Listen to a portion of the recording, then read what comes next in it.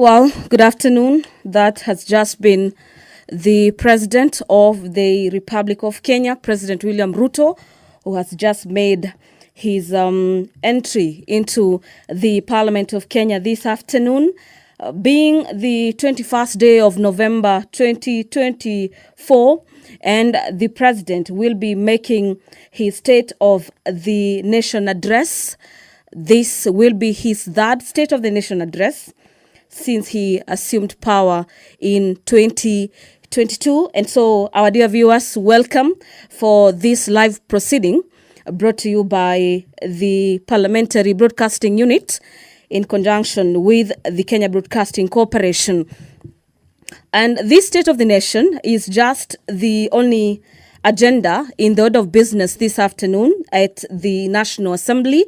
Remember, the President is addressing the nation through a joint sitting of the Senate and the National Assembly, popularly known as the bicameral parliament. And in the order of business this afternoon, immediately after the President makes his way into the chamber this afternoon, we'll be having a prayer session, and equally that will be followed by convocation by the Speaker of the Senate, as well as by the Speaker of the National Assembly. And the Speaker of the National Assembly will then invite His Excellency the President to make his speech. Then that is, at that juncture, is when the President will make his State of the Nation address. And immediately after the conclusion of that, we'll have the House adjourning this afternoon, owing to the fact that the State of the Nation address is the only agenda lined up for consideration by the both houses of Parliament. And remember, this State of the Nation address will not be debated today, but has been allocated 4 days, beginning Monday next week, for debate by both houses of Parliament. And according to the ruling by the Speaker of the National Assembly, is that the President of the Republic of Kenya will be heard in silence by the members of the National Assembly, as well as members of the Senate and the dignitaries present. Our dear viewers, we already understand that among other guests who are accompanying the President for this third State of the Nation address is the Prime Cabinet Secretary, Honorable Musalia Mudavadi, as well as the Deputy President, Professor Kithure Kindiki. So to just take you through some of the expectations during today's State of the Nation address, the President of the Republic of Kenya is required by the Constitution to address the nation through the State of the Nation address. This is the third one since the President assumed power in 2022.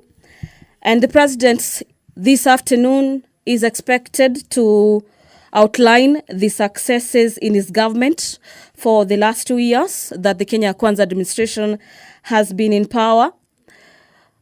We equally expect the probable challenges that have faced the government and the measures that the government will be taking to address some of the areas. We also expect this afternoon, through the President's speech, that the President tells the nation some of the targets and new measures are put in place to ensure that the Kenyan government is ensuring that the country is being progressive. Remember, the government's key agenda is the bottom-up economic transformation agenda, basically on matters housing, health, digital superhighway, and matters economy, so to speak.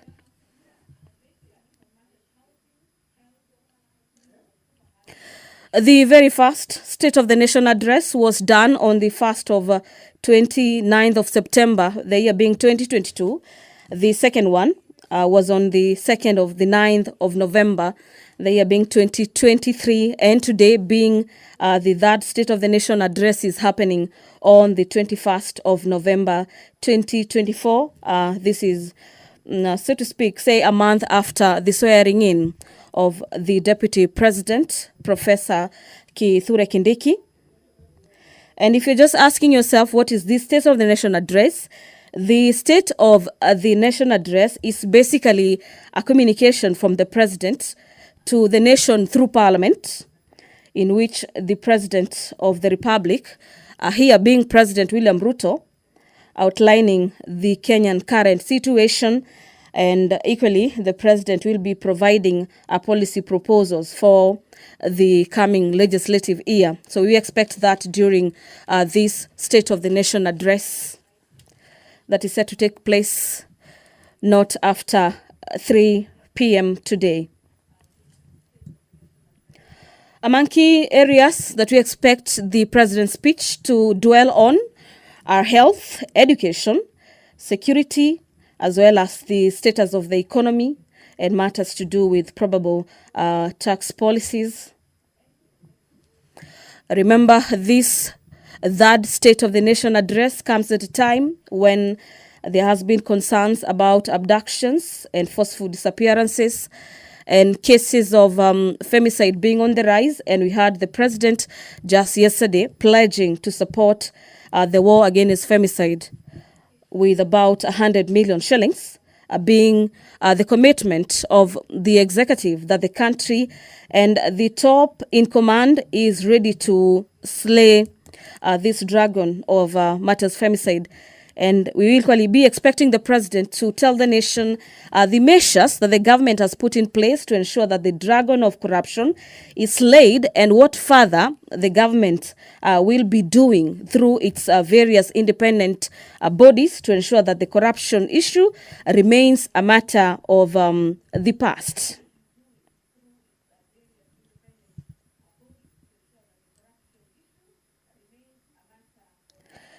Well, during his last State of the Nation address, the president spoke on a number of issues. They included the steps that will be taken to improve as well as boost matters economy, create jobs. Remember, the country is facing the aspect of unemployment, especially among the youth, and the government having come into power with one of their key campaign agendas being addressing the area of unemployment in the country. We'll be expecting a report from the president in regards to how the country is doing on that area, as well as the steps being taken to further cushion the youth from a further unemployment crisis. We also be expecting the president to speak on matters health reforms. Remember, we are just shy away from the implementation of the SHA or SHIF, if you may like, on matters to do with the transforming the health sector. And we'll be expecting the president to address the nation in regards to how his government is looking into transforming the health sector and ensuring that every other Kenyan is accessing their health rights as enshrined in the Constitution, as well as matters agriculture in the areas of farming, as well as manufacturing. So this afternoon, all eyes, the whole nation is currently watching Parliament of Kenya this afternoon to hear from the president, who is mandated through the Constitution to address the nation every year. This is pursuant to Article 132, subsection 1 of the Constitution, that provides for the president to address a sitting of Parliament once every year. And our dear viewers, Article 132, subsection 1B and C further dictates that every year the president is expected to report in an address to the nation on the measures taken to achieve the realization of the national values of the Republic, and equally submit a report for debate to the National Assembly on the progress made in fulfilling the international obligations of the Republic. This report that will be submitted this afternoon is scheduled for debate from Monday next week. Remember, the National Assembly has already adjusted its sittings for the next 2 weeks, so to speak. And among the priority business is the consideration of the president's speech on the State of the Nation address. This year's address is coming technically about a fortnight after the swearing in of Deputy President Professor Kithure Kindiki. And we expect the president to address the measures taken to achieve the matters of national security, national values, and also highlight the achievement of his administration, such as the rollout as well as the uptake of the new Social Health Insurance Fund, popularly known as SHIF, that replaced the National Health Insurance Fund, also known as NHIF.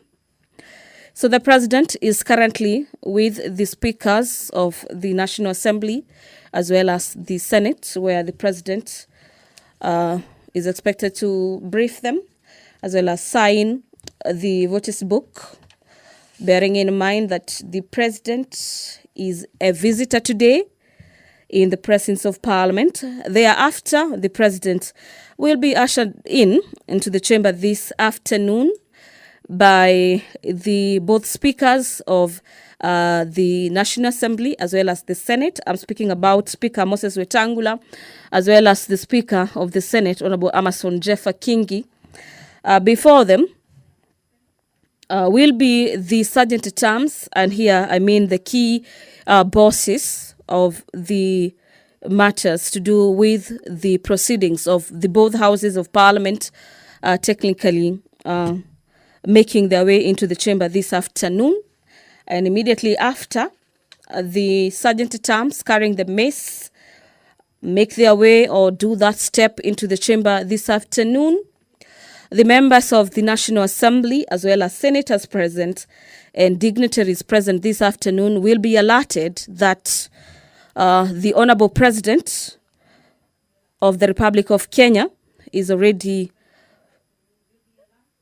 ready to get into the chamber this afternoon and do exactly that, which is the address of the nation that will be preceded by the announcement or probably the notification by the Speaker of the Senate as well as of the National Assembly, who are expected to do a convocation. From our indications, it appears that particular procession is about to take place. Remember, this being that all eyes are on Parliament as President William Ruto makes his much anticipated State of the Nation address.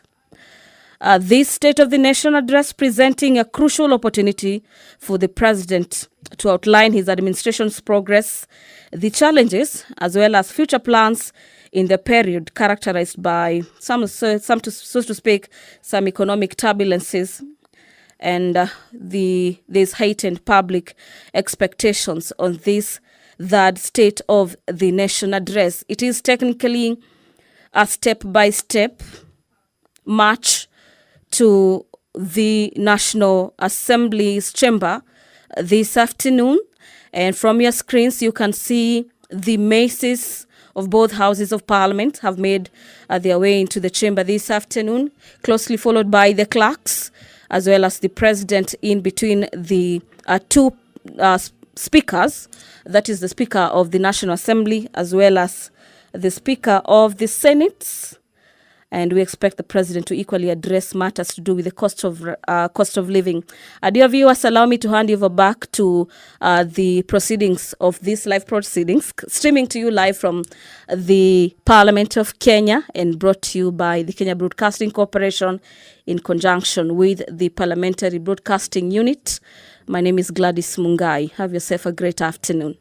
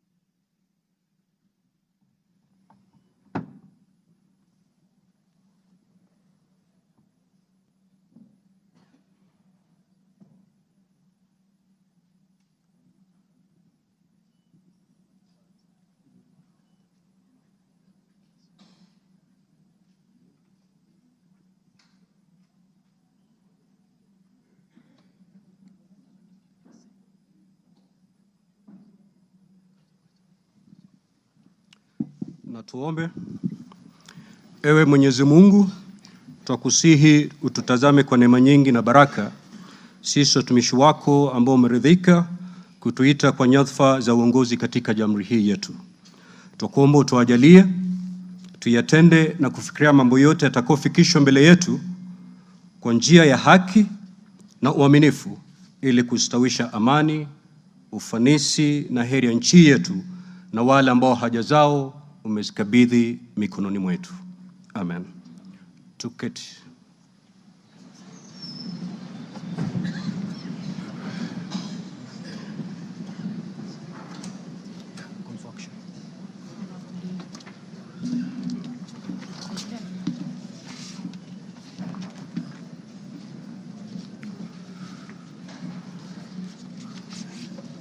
Order, honorable members. Let us all be seated. Thank you. Your Excellency, Honorable Dr. William Samoei Ruto, CGH, President of the Republic of Kenya and Commander-in-Chief of the Defense Forces, the Right Honorable Dr. Moses Wetangula, EGH, MP, Speaker of the National Assembly, honorable members of Parliament, distinguished guests, ladies and gentlemen. Article 132, Subarticle 1B of our Constitution provides that the President shall address a special sitting of Parliament once every year and may address Parliament at any other time. Article 132, Subarticle 1C of our Constitution further provides that the President shall, among others, once every year, report in an address to the nation all the measures taken and the progress made or achieved in the realization of the national values referred to in Article 10 of the Constitution. In addition, Article 240, Subarticle 7 of the Constitution requires the President in his capacity as the chairperson of the National Security Council to report to Parliament annually on the state of security in Kenya. In this regard, the Chief of Staff and Head of Public Service, via the letter dated reference EOP/CAB.26/4A, Volume 4, into brackets 178, and dated the 9th of September 2024, informed the Speakers of the Houses of Parliament of the intention of His Excellency, the President, to address Parliament. Consequently, and upon consultation, the address to Parliament by His Excellency the President was scheduled for today, Thursday, the 21st of November, 2024. Pursuant to Standing Order 25-2 of the Senate Standing Orders, I notified honorable senators of the place, date, and time of today's special sitting via Gazette Notice number 148/29, which was published in the Kenya Gazette on Friday, the 15th of November, 2024. Further, together with the Right Honorable Speaker of the National Assembly, I notified all members of Parliament and the general public of today's special sitting via notices placed in 3 local newspapers yesterday, Wednesday, the 20th of November, 2024. Accordingly, honorable members, this special sitting is properly convened. I thank you.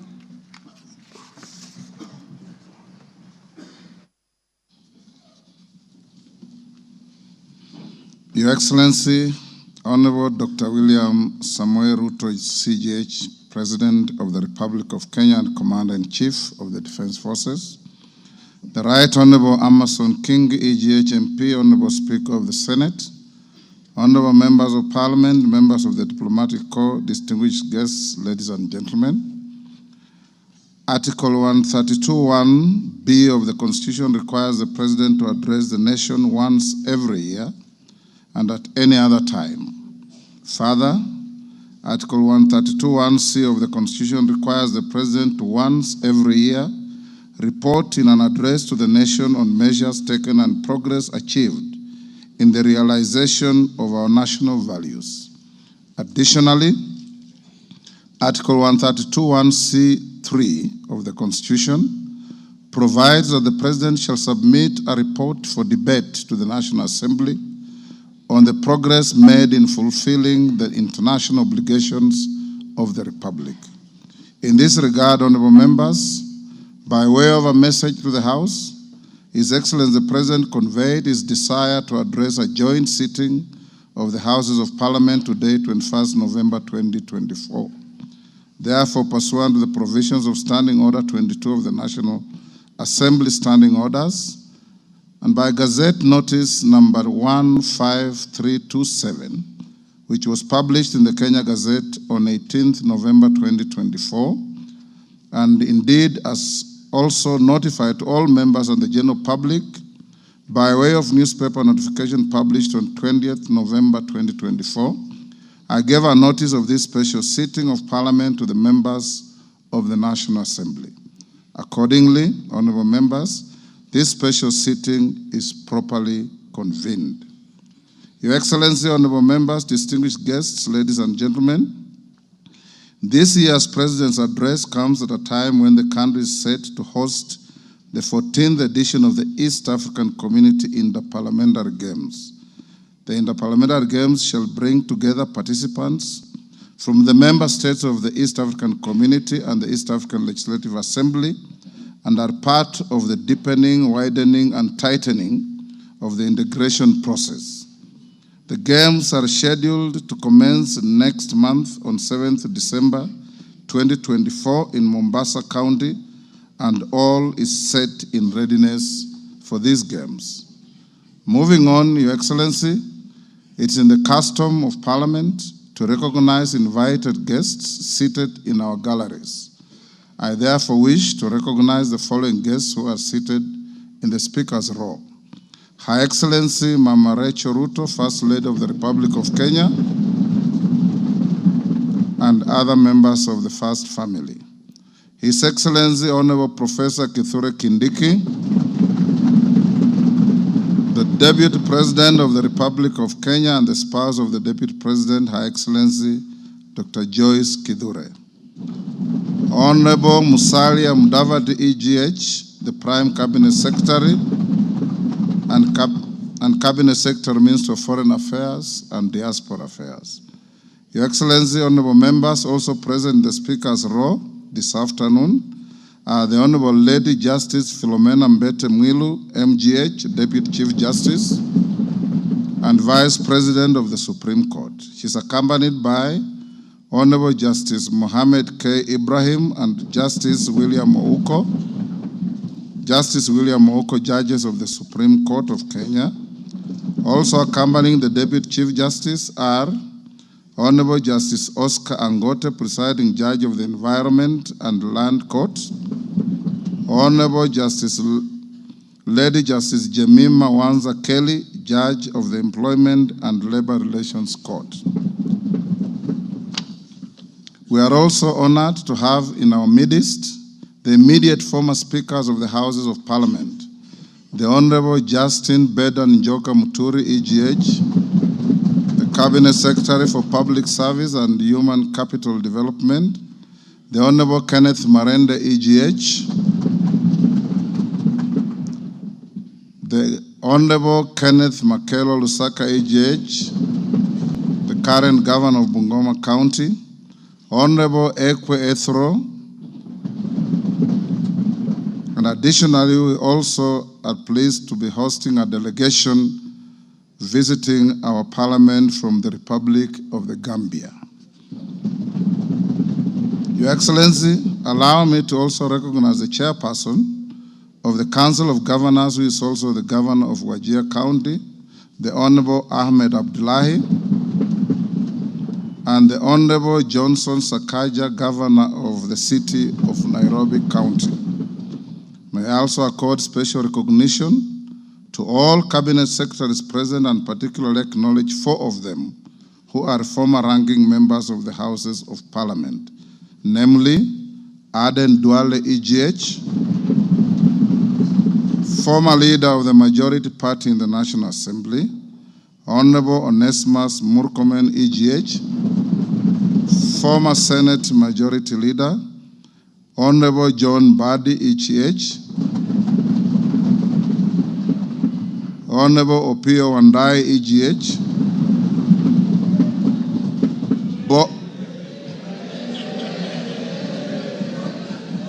both former leaders of the minority in the National Assembly.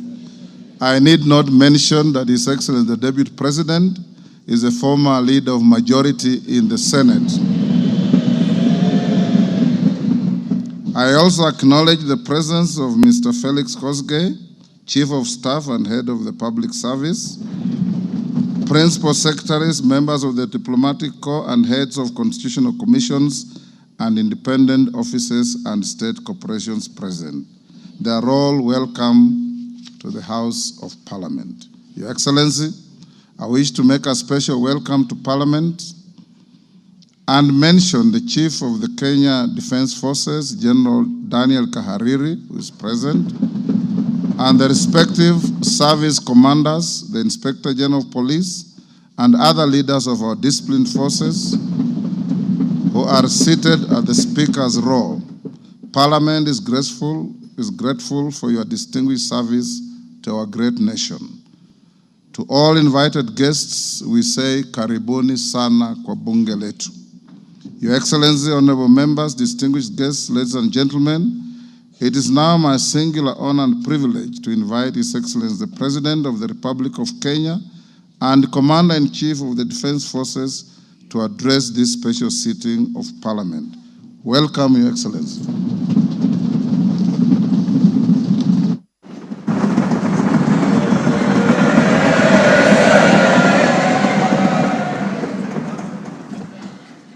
Thank you very much, Mr. Speaker. The Honorable Speakers of Parliament, the Honorable Members, distinguished ladies and gentlemen, I'm honored to address you today in the fulfillment of the mandate vested in me under Article 1321C of the Constitution to report to you and to the people of Kenya on the measures we have taken and the progress we have made in realizing our national values and principles of governance, and to submit to you, honorable members, the progress made in fulfilling our international obligations. Since my last address, Kenya has undergone rapid change, occasioned by the collective awakening of the people in the understanding that the state of nation depends on the work we do individually and collectively. This realization extends not only to what we choose to undertake, but also to how we go about securing careers, livelihoods, and contributing to the grand enterprise of nation building. There has never been doubt, and now there is none whatsoever, that Kenya is a land of bold ambition, with our citizens always desiring and insisting on the best possible standards, not only for themselves, but also for their families and for our nation. Consequently, our democracy has empowered citizens to ask questions and demand changes in the way their affairs are managed, driving the wheels of our nation's social, political, and economic transformation faster in the direction of excellence and prosperity. Rare are the times when leadership is ahead of the people. We are always striving to steer the machinery of state and government to keep pace with the aspirations of our citizens. We have learned through the hard as well as the more customary ways that listening is a full-time occupation of leadership, and that all questions asked by the people must be answered thoroughly and in full. We have learned never to take anything for granted and make every effort to call all our people, to carry all our people along with us in the pursuit of our transformation. The context in which I make this national address is not only significantly different from previous occasions, but it is also a singular moment with unique historical implications for us all. It is an opportunity to affirm the principles and values of which our nation stands, review the steps we have taken, the path we have chosen in our journey of national development, and reinforce the commitments we have made to one another and to our beloved nation for the sake of the present and future generations. I do not take this for granted, and with utmost respect and humility before this august assembly of the people's elected representatives, I desire to respond to the most pressing concerns that have been raised by Kenyans of all walks of life in recent months. To my understanding, the concerns and issues voiced by millions of Kenyans about the state of our nation deserve meaningful engagement, thorough understanding, and thoughtful response. There are discussions about whether leaders understand the pain, hardship, and struggles endured by countless citizens every day as they strive to make ends meet, and whether the government is doing anything about it. Similarly, many struggling Kenyans impatiently wonder, when will real money get to their pockets? And when will the jobs promised, which they deserve, become a reality? Additionally, there has been conversations about our education system, particularly the transition to the competence-based curriculum, and whether policies in this sector are working for or against Kenyans. Important questions have also been raised concerning the direction of development in relation to democracy, human rights, and fundamental freedoms, as well as the rule of law, transparency, and accountability.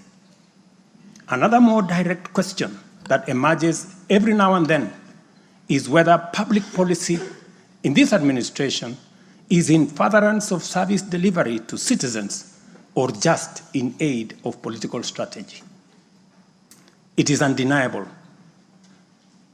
that for many Kenyans, times are hard and the struggle to meet their daily basic needs remains daunting.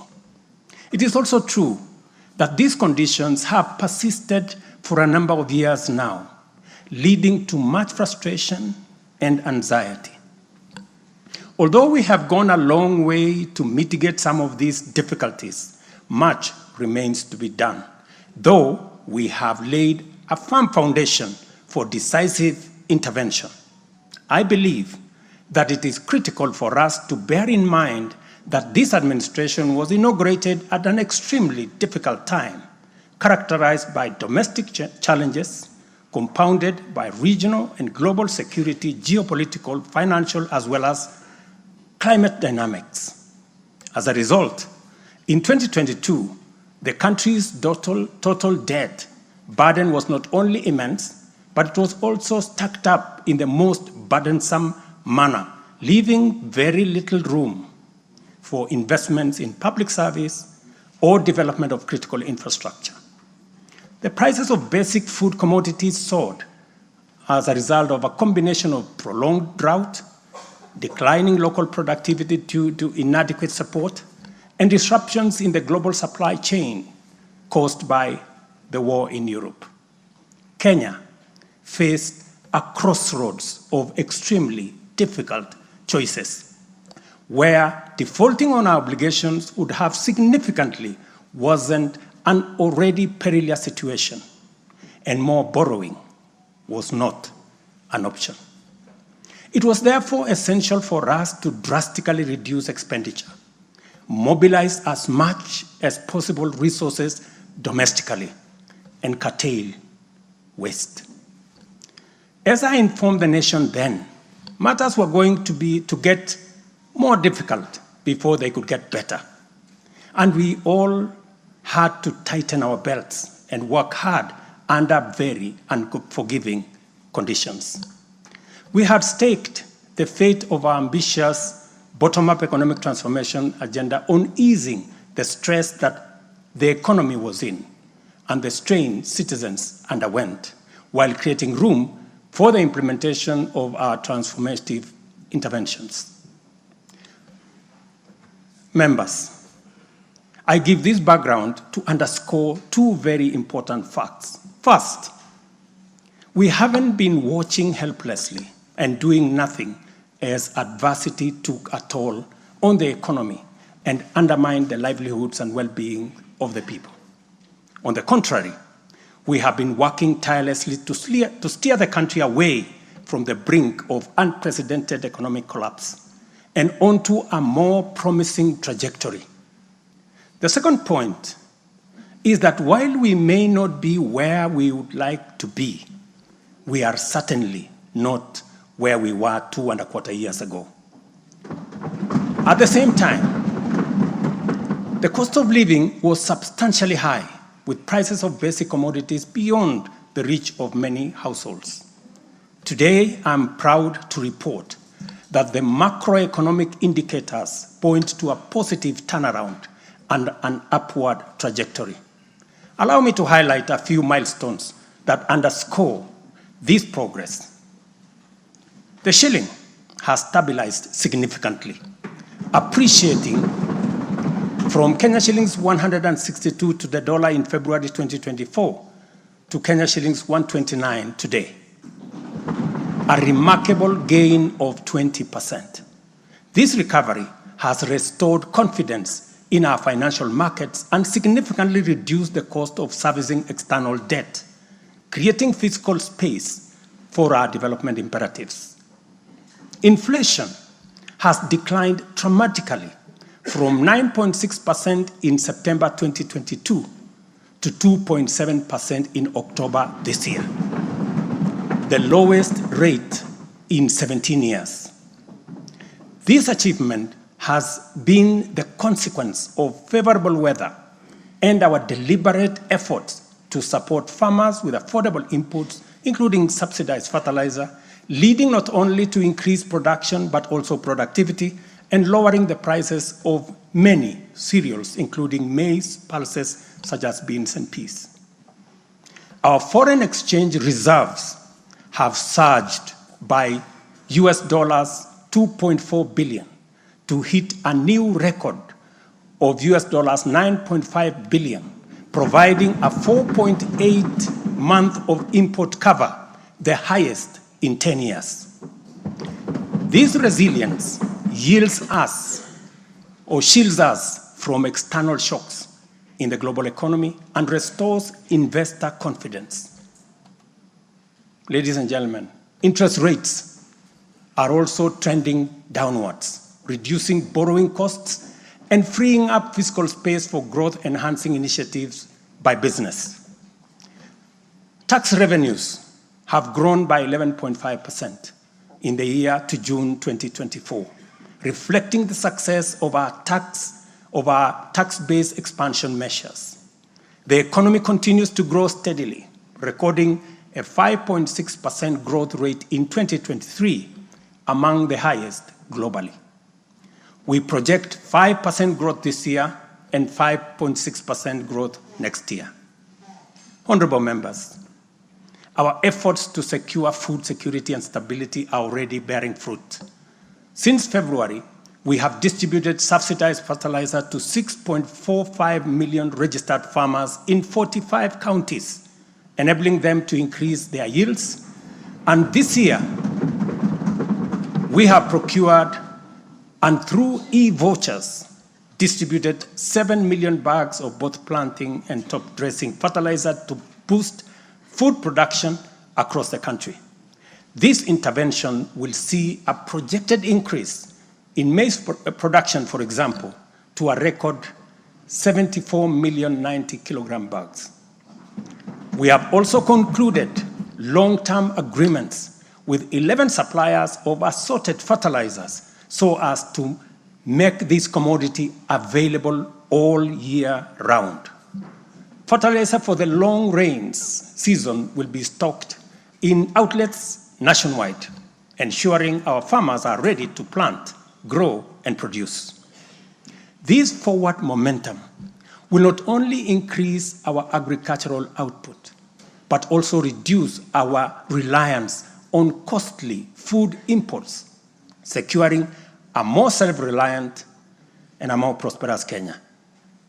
This approach, rooted in my administration's policy to support production rather than subsidize consumption, has already made food more accessible, more affordable, to many households.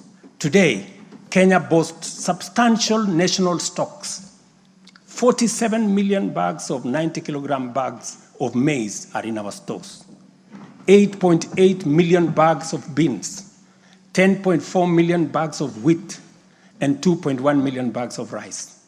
Slowly but surely, we are building a food-secure Kenya, where families need not to worry or worry less about their next meal. In the sugar sector, we have achieved a historic milestone. All 17 sugar factories across Kenya are now operational, producing at impressive levels, while 4 new sugar factories are under construction. In July alone, domestic sugar production reached 84,000 metric tons, surpassing the national monthly consumption average of 40,000 metric tons. For the first time in recent history, Kenya is producing enough sugar to meet our local demand. This success is attributed to many factors: subsidized fertilizer for sugarcane farmers, an additional 500,000 acres that has been brought under production, and improved management of the sugar sector, which have revitalized production and brought the industry back to life. I just signed, as you know, the new sugar laws to provide further policy guidance as we seek to be a sugar exporting country shortly. In the coffee sector, we are on track to increase exports from 51,000 metric tons this year to 150,000 metric tons by 2027. The government has also raised disbursements from the Cherry Advance Fund from 2.7 billion to 6 billion Kenya shillings, complemented by an additional disbursement of 1.5 billion by the Commodities Fund. Average prices at the Nairobi Coffee Exchange have risen by 25%. And in the last financial year, the country produced and exported 48,000 metric tons, earning farmers Kenya shillings 25 billion. Additionally, 320,000 bags of fertilizer have been allocated specifically for the coffee sector, and we will be working with cooperatives to make sure this fertilizer is distributed at the nearest possible destination to the farmers. These interventions are expected to boost smallholder farmer earnings from Kenya shillings 300,000 to 500,000 per acre annually by the year 2027. The dairy sector remains a vital value chain with a quick turnaround impact on households in the economy. The government of Kenya has released and you members approved 3 billion shillings to modernize the new KCC, ensure farmers are paid on time, and maintain a high price of Kenya shillings 50 per litre. As a result, intake to KCC has increased from 100,000 litres a day to 220,000 litres a day by last month. Other strategic interventions include the extension of duty-free imports for feed manufacturing raw materials, subsidized artificial insemination services, and the reduction of sexed semen costs from 7,000 to 2,900 through the Kenya Animal Genetic Resource Center. These measures have led to a 14% increase in milk production from 4.6 billion litres in 2022 to 5.2 billion litres in 2023, with projections exceeding 6 billion litres this year. The value of exported dairy products has nearly doubled, rising from Kenya shillings 4.8 billion in 2022 to Kenya shillings 7.2 billion in 2023. These gains demonstrate how targeted policies can deliver tangible benefits to dairy farmers and drive growth in our economy.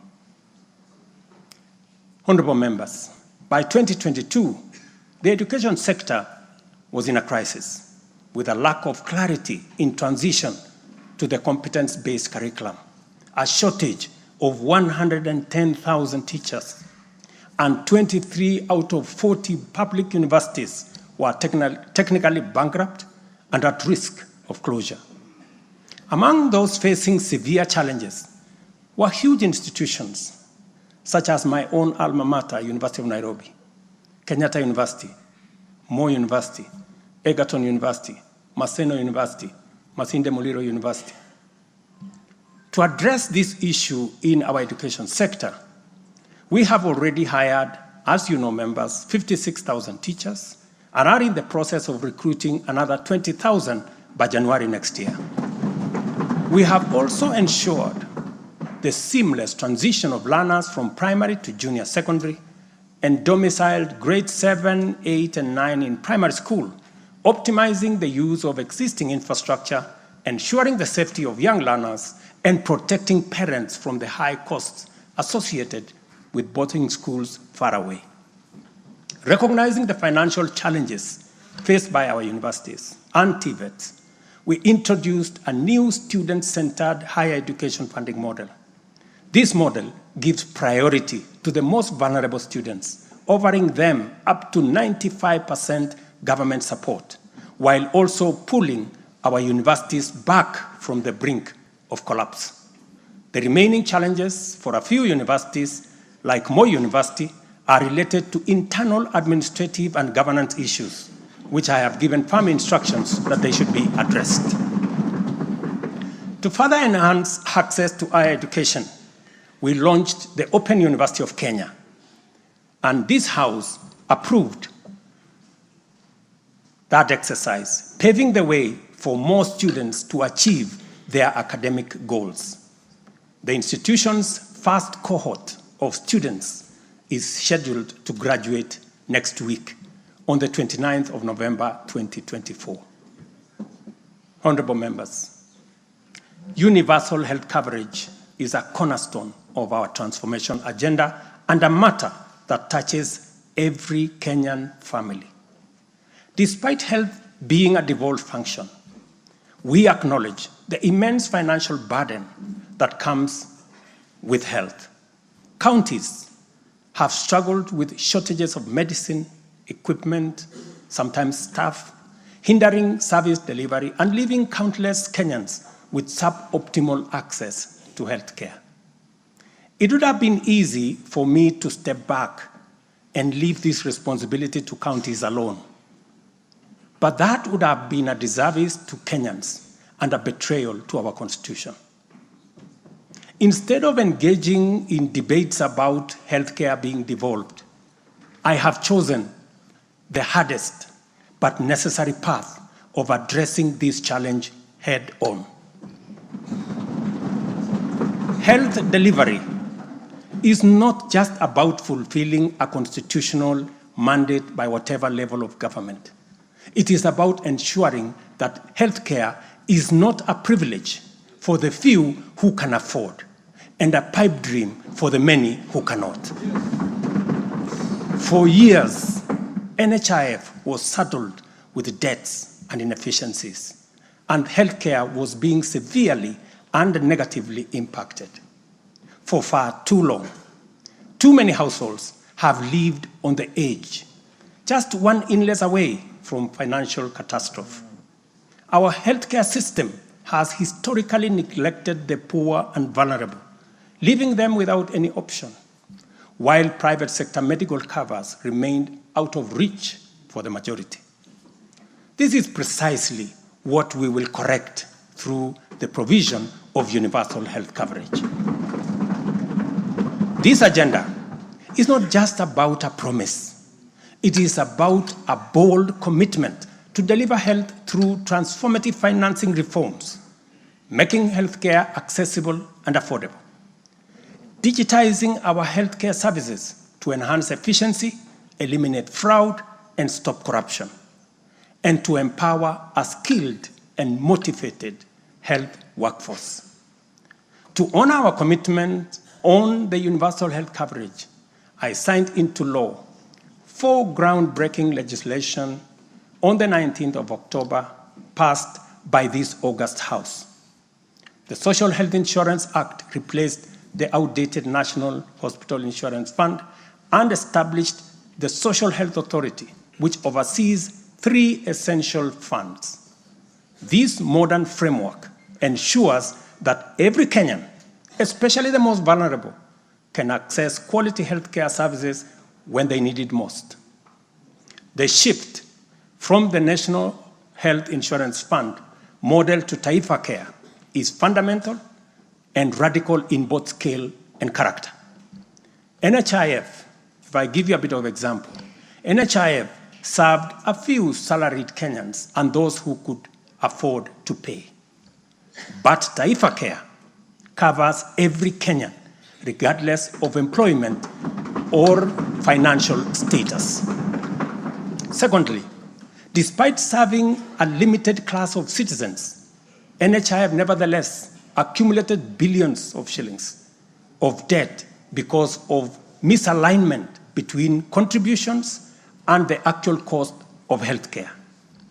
Taifa Care has undertaken an accurate costing of all healthcare-related goods and services in order to provide timely, effective, and efficient service to every Kenyan that is affordable.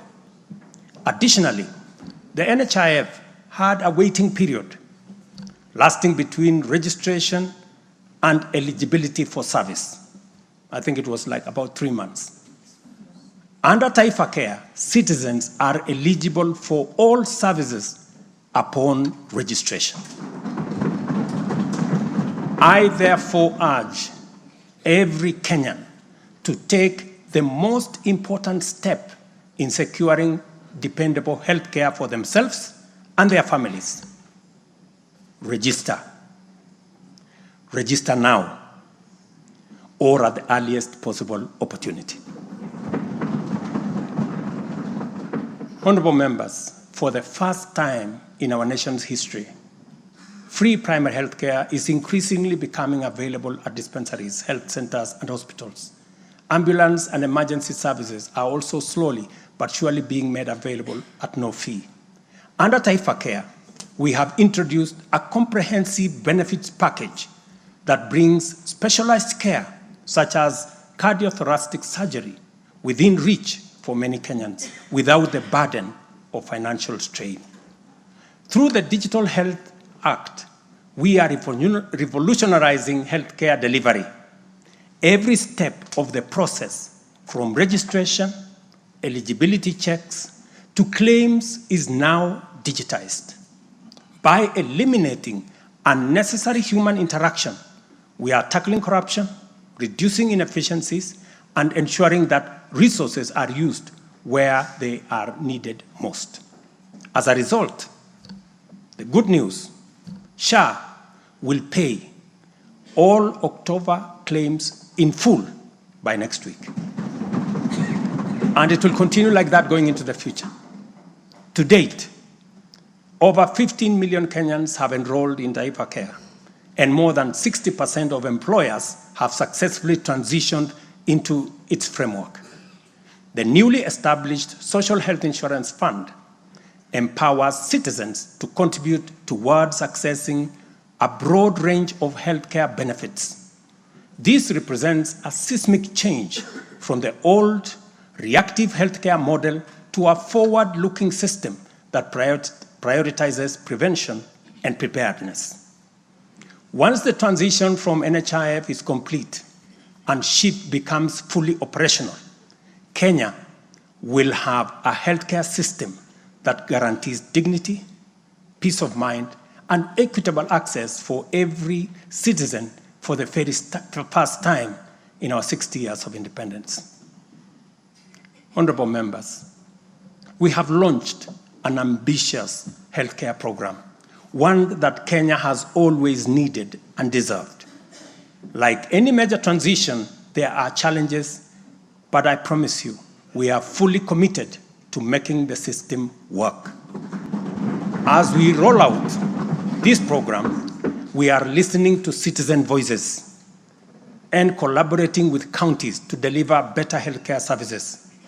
Through the Facility Improvement Fund, which you in this House passed, we will ensure that hospitals are equipped with the tools they need, medicine, equipment, and other resources necessary to provide quality care, while involving citizens in decision-making at every facility. We are now doing the heavy lifting, clearing decade-old debts, ensuring access to medicine and equipment, and stabilizing a system that had failed too many for too long. We are building a healthcare system that serves every citizen with equity and dignity. Over the past month, we have disbursed Kenya shillings 5 billion to settle historical debts owed to the public, private, and faith-based medical facilities, some of which have been pending for over a decade. Another 3.7 billion will be disbursed tomorrow. This underscores our commitment to ensuring uninterrupted delivery of healthcare services, and we will continue to clear the remaining balances in a phased-out approach over the coming months. This sustained effort aims to restore confidence in the healthcare system and ensure seamless access of quality services. Honorable members, there is a compelling body of data projecting that not only is the future of humanity urban, but also that Africa has the fastest rate of urbanization. Kenya is no exception, and in fact, many of our counties are urbanizing rapidly. Dear Kenyans, we have a date with an urban future, and the only choice we have is what this urban future will look like. Will it be characterized by decent, dignified, safe, and livable neighborhoods and communities? Or will it be haphazard, unsanitary, unsafe slum dwellings? This is the fundamental question that our affordable housing plan seeks to answer. Kenya has a serious housing deficit, and the cost of housing is beyond the reach of the majority. While the social and economic efforts of this shortage are far-reaching, rent as a component of the cost of living is unsustainable. People are forced to choose between enduring long, punishing commutes to faraway homes or taking up less desirable spaces within reach. Supplying the number of units required to fill the affordable housing gap requires us to undertake construction throughout the country at the rate of 200,000 new housing units every year for 10 years. Many people have asked why they should be interested in affordable housing project in rural areas. If you look around, you will witness the signs of our urban future.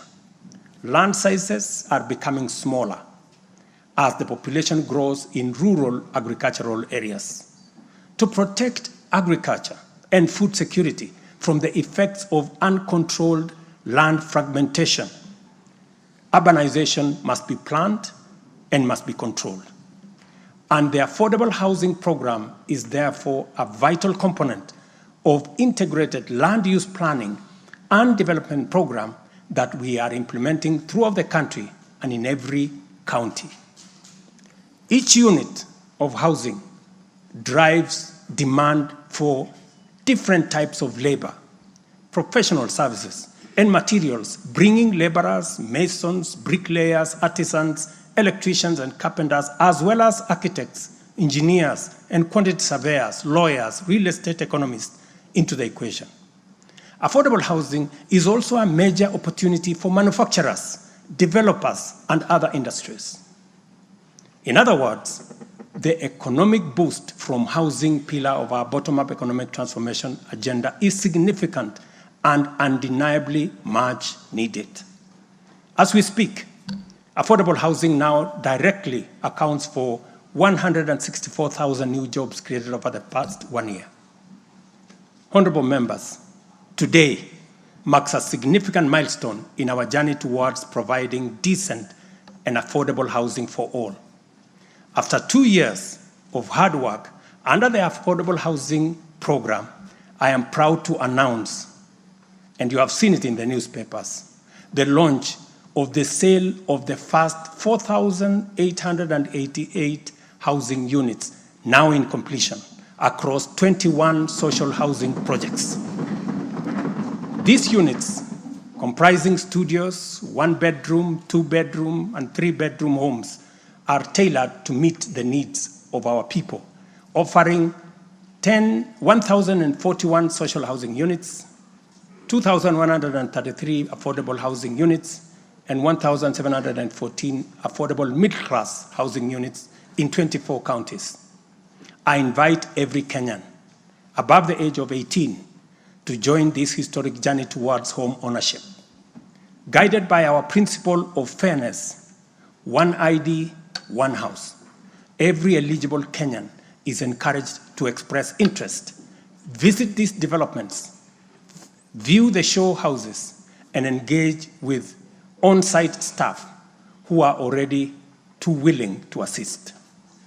The allocation process will be transparent and equitable, ensuring that every qualified applicant has an equal opportunity to own a home. Honorable members, as part of the government's endeavor to build a nation grounded in intergenerational equity, opportunities, and empowerment for all Kenyans, we have made significant strides in implementing another key pillar of our manifesto, labor migration. This initiative seeks to harness Kenya's abundant human capital by creating meaningful job opportunities abroad, empowering our citizens, and positioning Kenyan talent on the global stage. Since July 2023, we have successfully facilitated employment of 105,367 Kenyans across multiple countries in a wide range of jobs. These opportunities span professional, semi-skilled, skilled, and unskilled sectors, including positions for nurses, teachers, and chefs. The National Employment Authority, the lead agency driving our ambitious initiative to create jobs opportunities for qualified Kenyans locally and internationally, currently has a role of 560,000 job openings worldwide.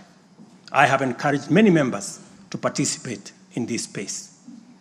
Our focus extends beyond destinations such as the United Kingdom, Canada, Australia, Bahrain, Oman, United Arab Emirates, Germany, Saudi Arabia, Kuwait, and Qatar.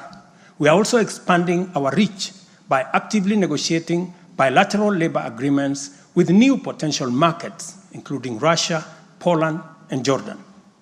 These efforts are driven by our commitment to open up new pathways for employment, ensuring that Kenyans are well represented in the global workforce. In the digital economy, we are expanding last-mile fiber optic connectivity using the extensive Kenya Power Transmission Lines network to the most remote and underserved areas of Kenya, and making significant strides to establish digital and ICT hubs. This has created a foundation for digital transformation, enabling IT economy workers, young digital creators, and entrepreneurs to access a wealth of opportunities locally and globally.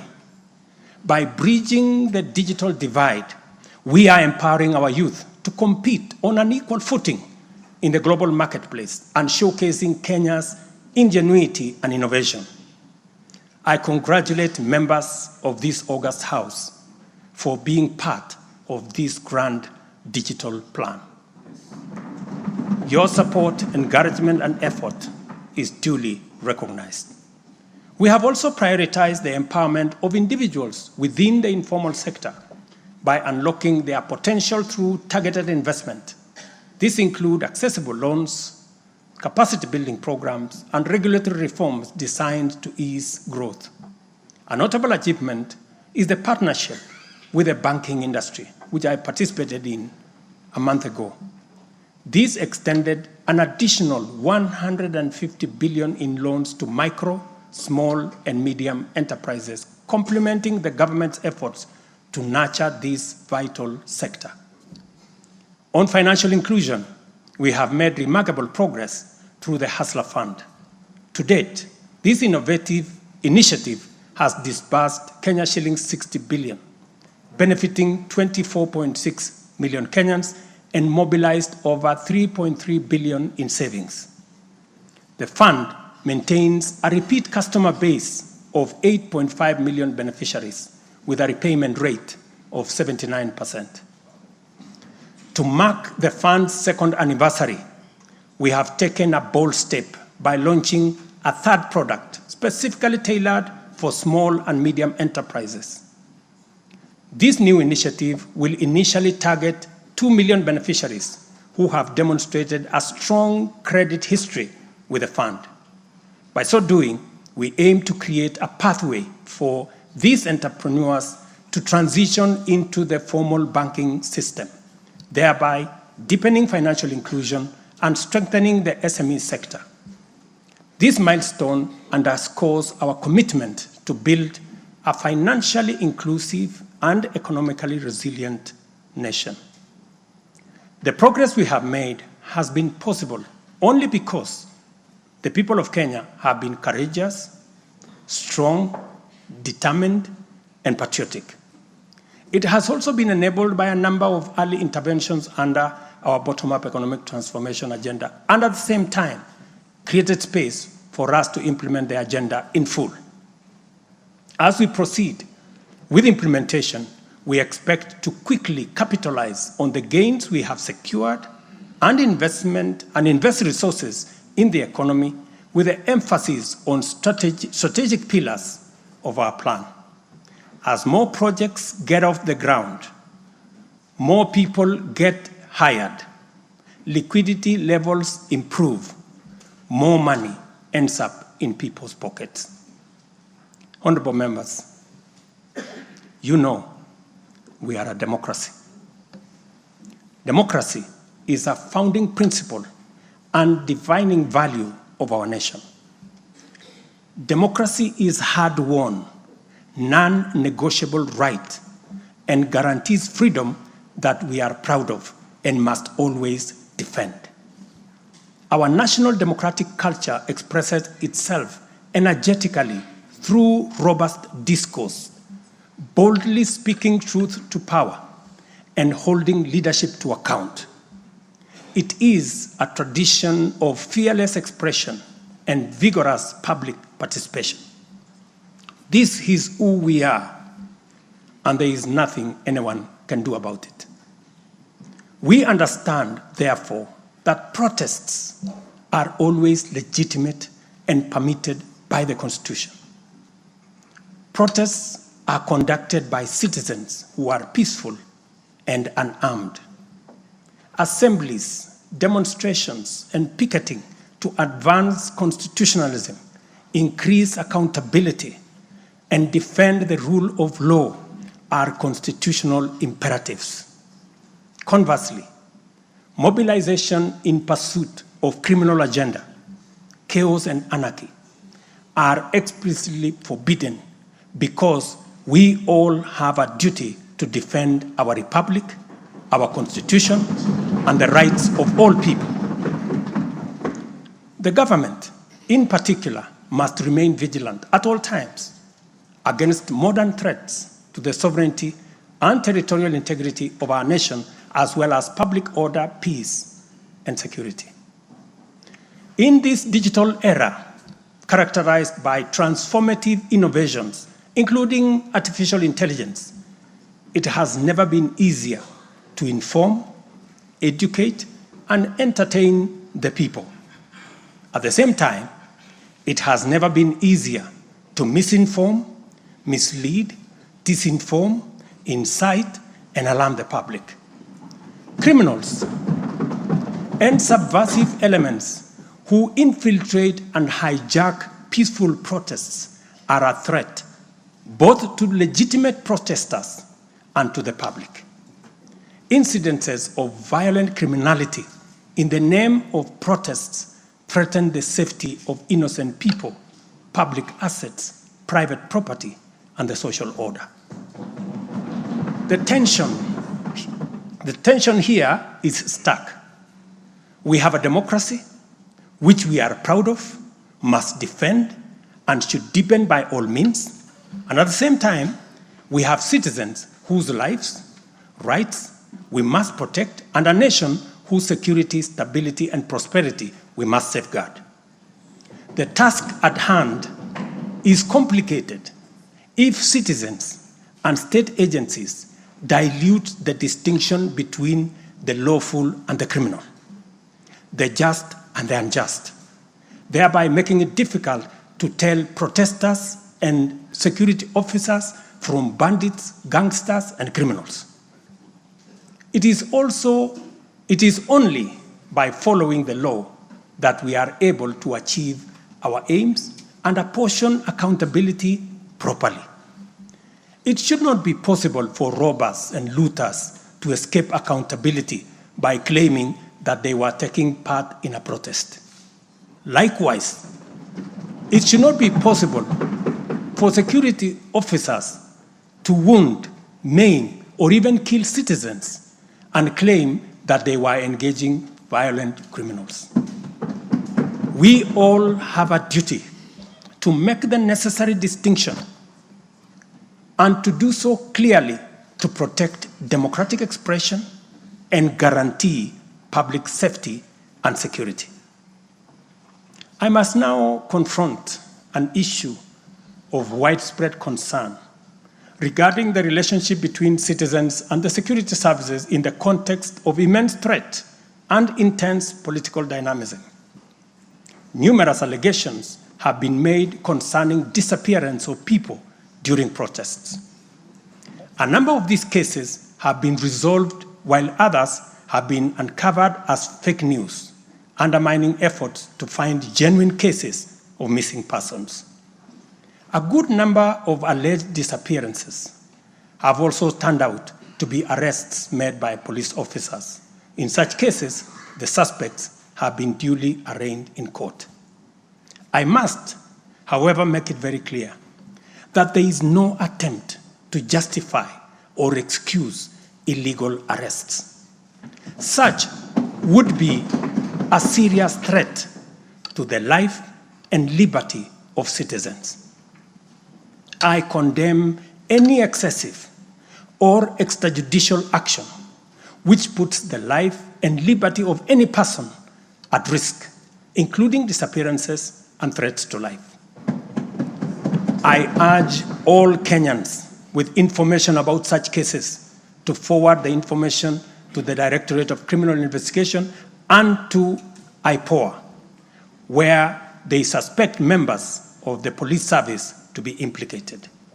I am aware, for example, that many of the cases that have been raised are being handled by the Independent Police Oversight Authority, an important step in accountability and justice.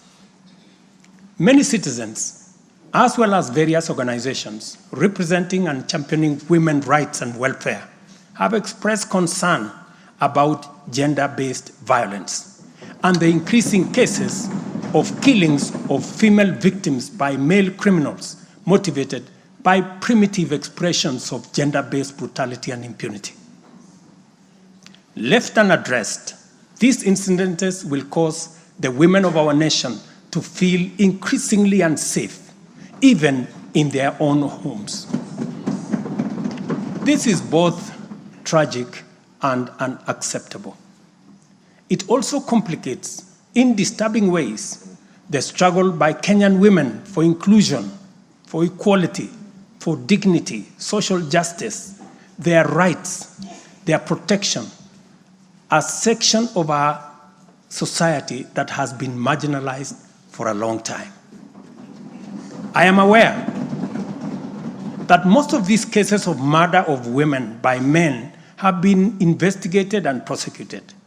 It is my hope that in due course, those found culpable will face the full force of the law. Members, It is time for each of us, political leaders, public officers, religious leaders, traditional institutions, and family members, to do our part in raising boys into morally upright men who will never need to affirm their masculinity at the expense of women.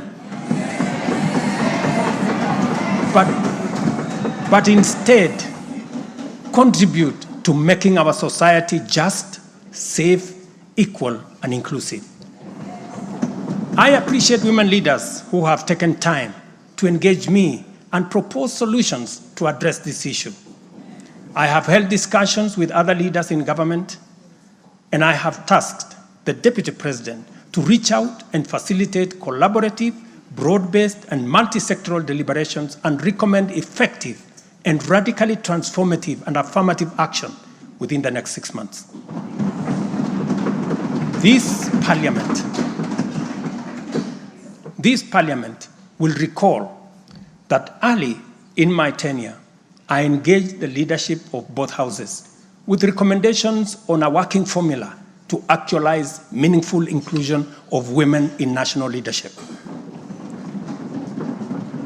We must seriously question the drivers and the motives of resistance and reluctance to take the next step in actualizing the 2/3 gender rule.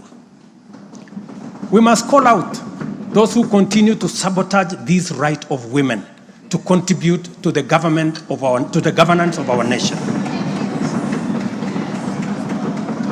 Women are not second-class citizens. They deserve equal representation at all levels.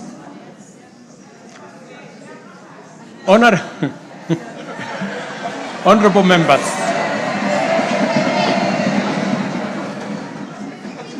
without a doubt, honorable members, without a doubt, every shilling of our national revenue matters and must be used to deliver maximum value to Kenyans.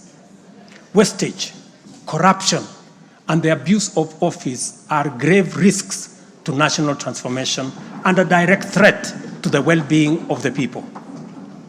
I have given my full commitment to serve as a responsible steward of public resources. To begin with, I have championed the automation and digitization of government services and revenue collection to promote transparency, seal loopholes that lead to revenue losses, enhance accountability, and eliminate opportunities for corruption, therefore improving efficiency, transparency, and integrity. I am delighted to report to this House on the dramatic improvements we have recorded by automating and digitizing our revenue collection and service delivery through eCitizen. We have so far digitized 20,855 government services, up from 350 in 2022, representing an increase of almost 6,000%, while we have significantly improved revenue collection. Take the case of Kenya Wildlife Service, whose total revenue for the year ending June 30th, 2023 was 5.3 billion. But after implementing a digital revenue collection system, the revenue grew to 7.6 billion in the year ending June 30th this year, representing a 43% increase. This initiative alone has firmly put KWS on the path to self-sufficiency, freeing the corporation from reliance on exchequer support.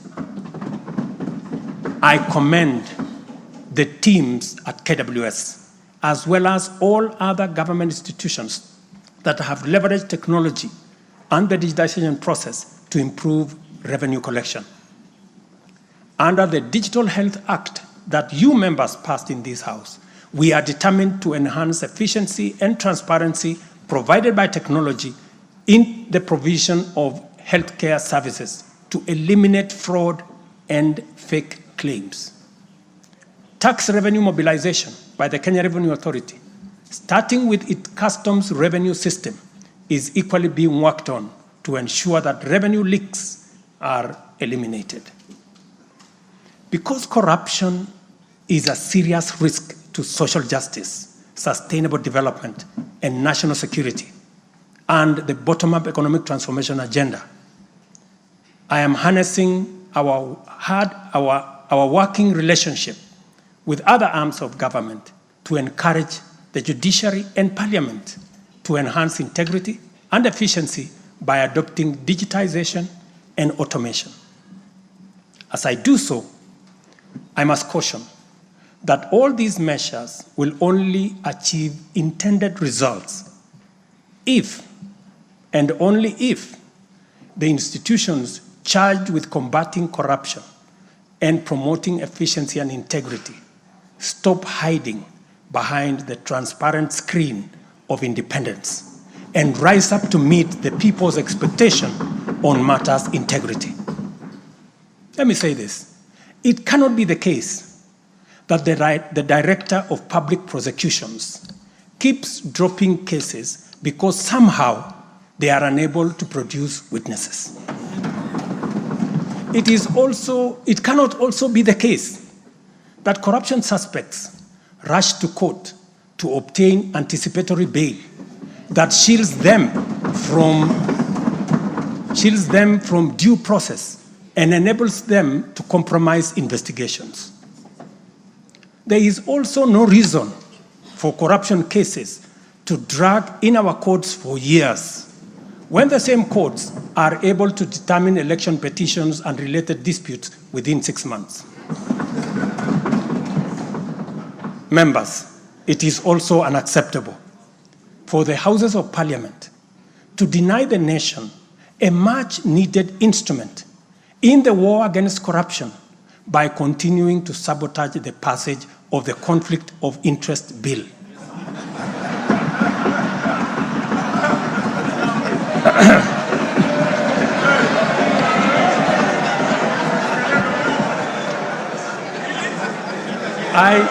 I implore you, honorable members, to stop dragging your feet on this bill, unless, my friends, there is a conflict of interest in the passing of the conflict of interest legislation. Similarly, the National Treasury has been dragging its feet in the implementation of an e-procurement system for the last 10 years.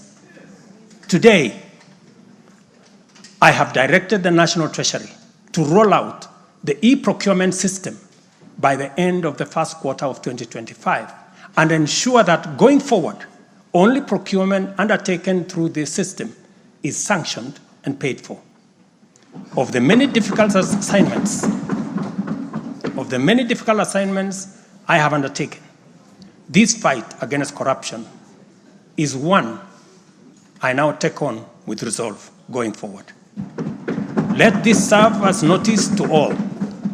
Independent institutions charged with this responsibility must up their game, pull up their socks, and match up to the expectations of the people of Kenya. Honorable members, I have stated in the past and now reiterate today that in the face of undisputed evidence or credible information on corruption, I will not hesitate to take decisive action. Accordingly, I now direct, in furtherance of the principles enshrined in Article 10 of the Constitution on transparency and accountability, and based on new information provided by investigative agencies and partner nations, that the procuring agencies within the Ministry of Transport and the Ministry of Energy and Petroleum immediately cancel the ongoing procurement process for the JKIA expansion public-private partnership transaction, as well as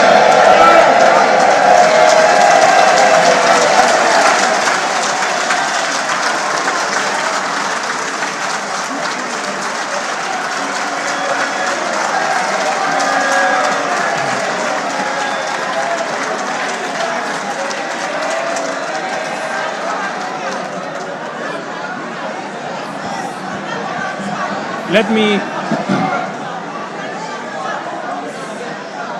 me repeat this for clarity.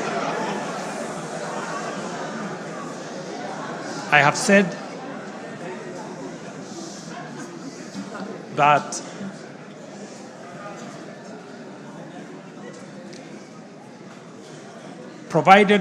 because of the information that has been provided to us by partner nations, I have directed agencies within the Ministry of Transport and the Ministry of Energy and Petroleum to immediately cancel the ongoing procurement process for JKI expansion public-private partnership transaction, as well as the recently concluded Ketrago transmission in public partnership procurement process.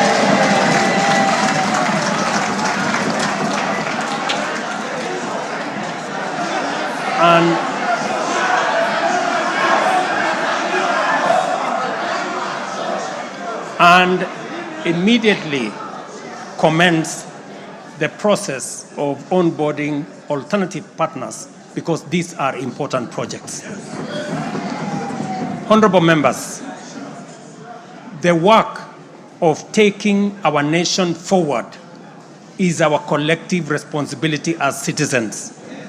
For this reason, we value the contribution of all, whether they come in the form of support or encouragement, suggestion or proposal, criticism or protest. I believe that the most powerful component of leadership is listening and learning. Therefore, I engage with you and listen to all citizens, their elected leaders, public officers, administrators, teachers, and other professionals, learners and the youth, farmers, fisherfolk, pastoralists, traders, craftsmen, artisans, nurses, doctors, community health promoters, and workers across all types of sectors in every sector. I listen too to religious leaders, the civil society, industrialists, entrepreneurs, and professionals. Their contributions and everyone else's have my full attention and commitment to respond through positive, affirmative action that takes the national transformation endeavor forward. I commit to continue listening and acting, to engage, debate, deliberate with you, and to take your input into consideration in serving our nation. By design, the bottom-up economic transformation agenda is defined by its capacity to elicit feedback in the course of implementation and incorporate the same in making improvements and further progress. With every input from stakeholders, our ability to drive progress increases. By listening to you and to every Kenyan, I am able to serve this nation better. As we take part in this necessary discourse, I want to make one thing very clear. I'm fully invested in the success of the strategies, policies, programs, and projects under our plan. For this reason, I am committed to do all it takes and work with every willing Kenyan until we succeed, because failure is not an option. Given the challenges our nation has faced, it has become clear, honorable members, that overcoming these obstacles requires the collective energy, the collective wisdom, ideas, and goodwill of Kenyans of all political, cultural persuasions, religious beliefs, and walks of life. The wisdom of entrenching national unity and inclusivity as a national value in our Constitution is clearly evident. Our diversity is our source of power. And this moment in the history of our nation calls for radical collaboration to transcend our challenges. We do not have the luxury of magnifying our differences. It is time for all of us to pull together and usher the nation into the future of our dreams. With this in mind, I initiated extensive consultations with leaders from across all divides, public and private.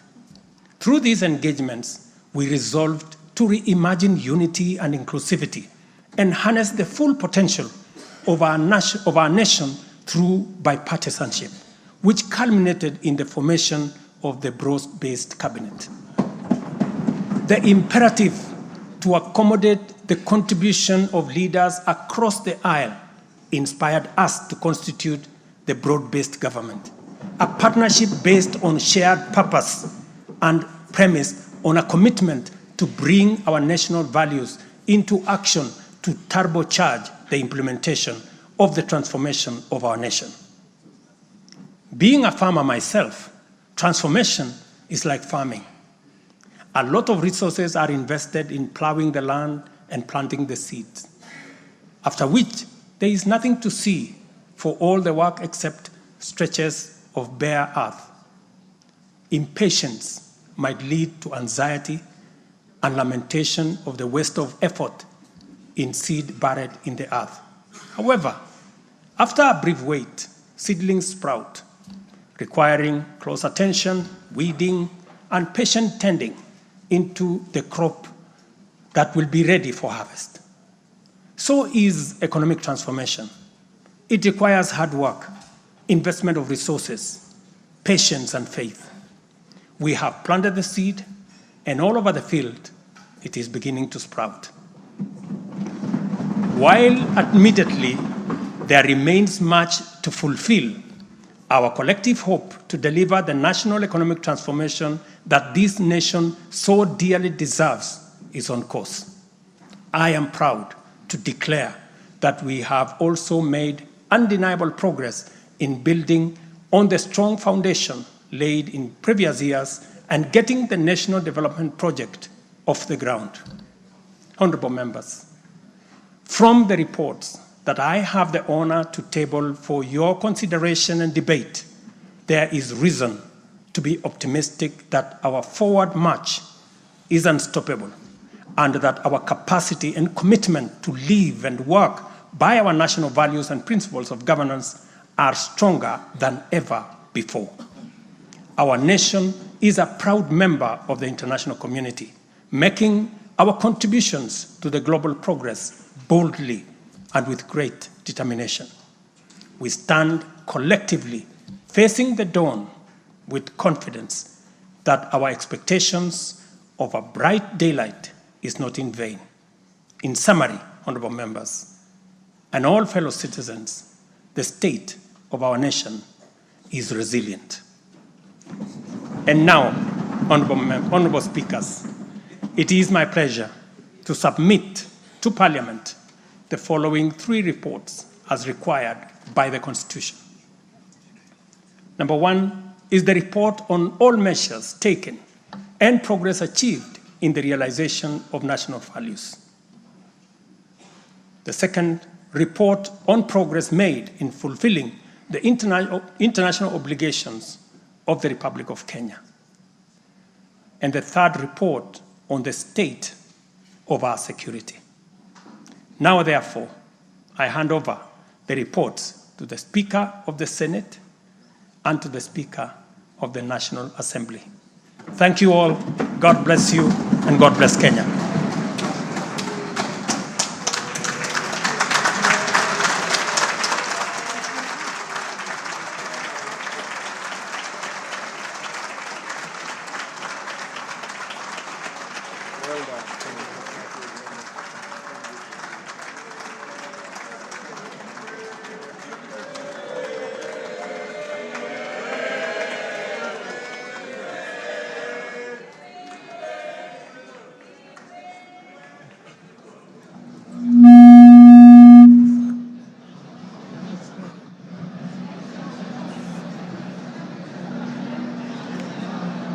Order, honorable members, Your Excellency the President, the Right Honorable Speaker of the National Assembly, honorable members, distinguished guests, please be upstanding.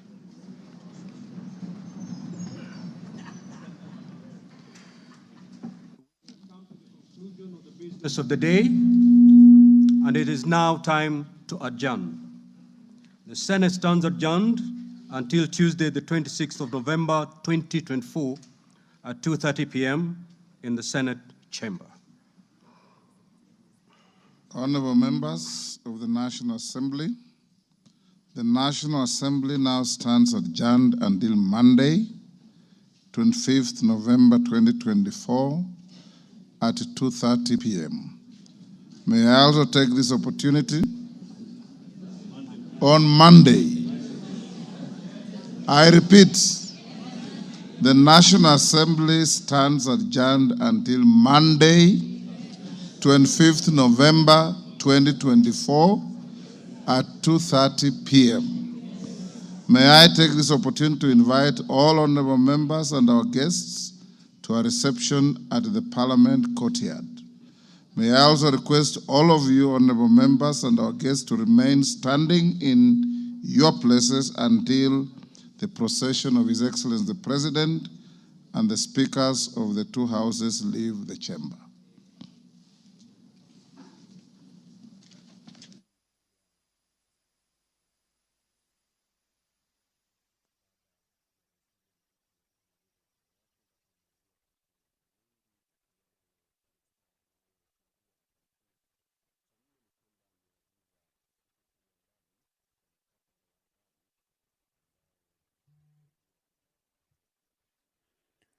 Well, our dear viewers, that marks the end of the third State of the Nation address by the President of the Republic of Kenya, President William Ruto, who has just concluded his third State of the Nation address as required by the Constitution. The about over an hour State of the Nation address has been an address that has touched on a few issues of concern to Kenyans. Among them is the JKA Adani deal, with the president announcing the cancellation of the deal following information that has been given to the Republic. The president has also spoken on the issue of wastage of public resources through corruption, tasking the relevant investigative bodies charged with the responsibility of investigating as well as prosecuting cases of corruption to pull up their socks.